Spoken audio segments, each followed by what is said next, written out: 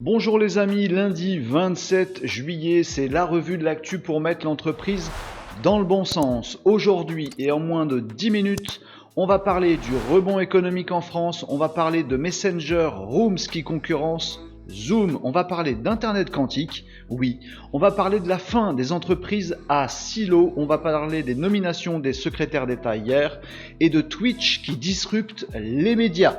C'est parti!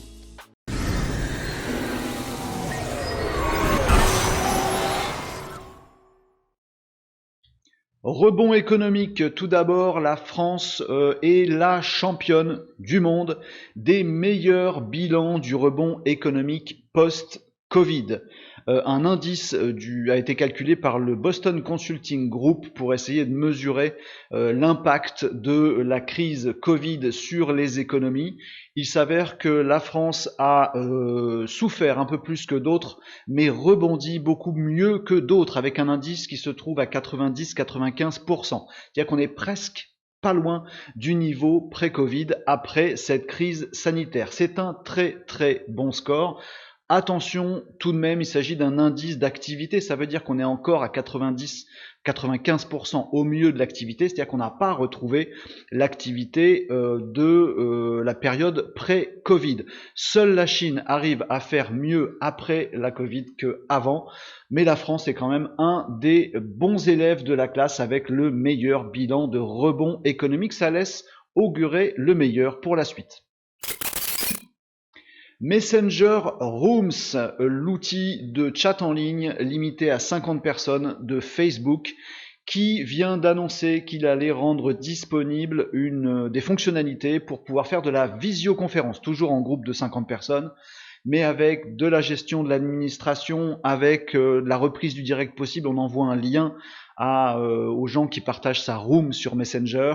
On suit un live, une visioconférence, un webinar, peu importe, et on peut comme ça prendre en direct les informations. La même chose que Zoom, mais avec la puissance de Facebook, donc dans Messenger Rooms.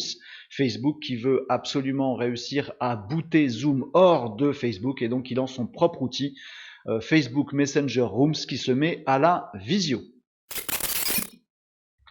Un sujet un poil difficile scientifiquement, il s'agit de l'Internet quantique. Les États-Unis, qui se livrent une guerre sans merci au niveau de la technologie face notamment à la Chine, les États-Unis viennent d'annoncer un énorme budget, plus d'1 milliard de dollars pour développer l'Internet quantique aux US. Qu'est-ce que ça veut dire?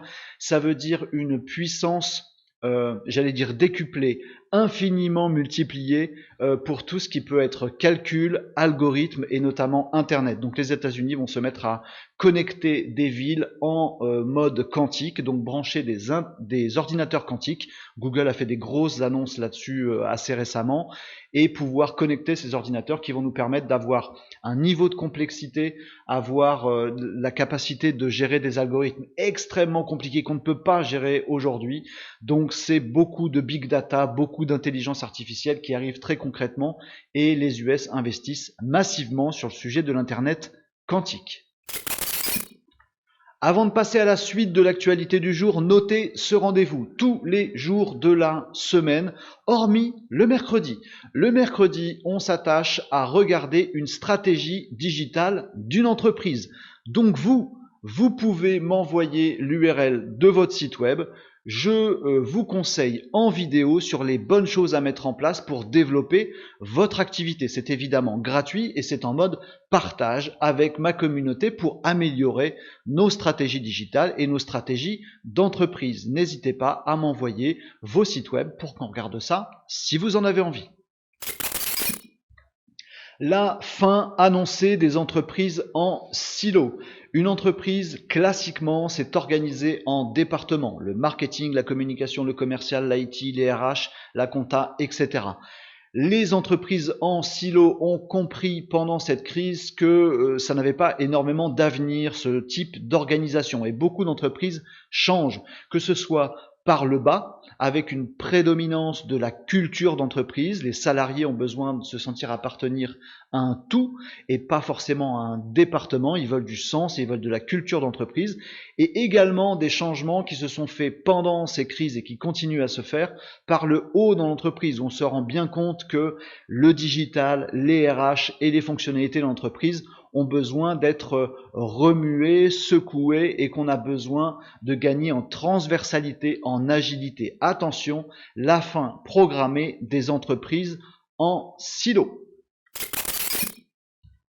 11 secrétaires d'État nommés ce week-end, assez révélateur du chemin qu'emprunte le gouvernement. Intéressez-vous à ces secrétaires d'État parce que quand on nomme des secrétaires d'État, on veut pousser des dossiers en particulier.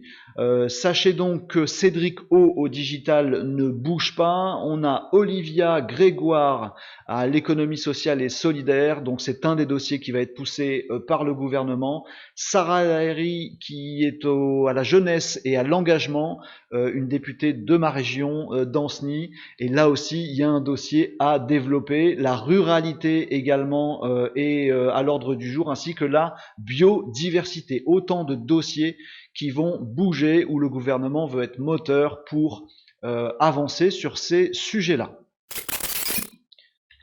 Et enfin, dans l'actu du jour, Twitch qui disrupte décidément les médias. Twitch a lancé une catégorie sport, pas e-sport, jeux vidéo, mais sport classique. Donc, la NBA arrive sur Twitch, le foot, notamment le foot européen arrive sur Twitch, la Formule 1 et également plein d'autres sports. Ça nous indique que Twitch est en passe de disrupter avec du vrai média, du vrai contenu exclusif. Twitch disrupte la télé et les médias classiques. Après la musique, c'est le domaine du sport dont s'empare Twitch. Intéressez-vous à ce que fait Twitch parce que c'est en train effectivement de disrupter les médias et vous avez besoin de suivre cette mouvance-là. C'est la fin de cette édition de l'actu pour mettre l'entreprise dans le bon sens. Abonnez-vous à la chaîne YouTube et retrouvez textes, vidéos et podcasts sur mon site varroco.fr. On se retrouve demain mardi. Je vous dis à bientôt les amis.